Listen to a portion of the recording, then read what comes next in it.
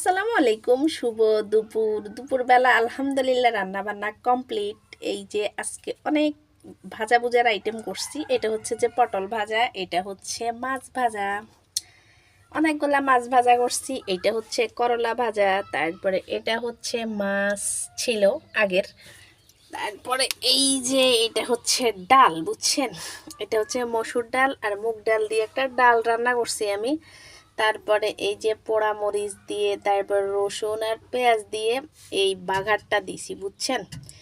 আর এইটার কারণে, এই ডালটার কারণে আজকে আমার পুরো ঘর গ্রানে ভরে গেছি। এত সুন্দর একটা সেন্ট বাইর হইতেছে, বুঝছেন? কি আর বলবো। তো এইটাই আর কি আমার দুপুরবেলা রান্না বান্না। আপনারা কে কি রান্না করছেন জানাবেন, আর আমার রান্নাগুলা কেমন হয়েছে সেটাও জানাবেন। ভালো থাকবেন, আল্লাহ হাফেজ।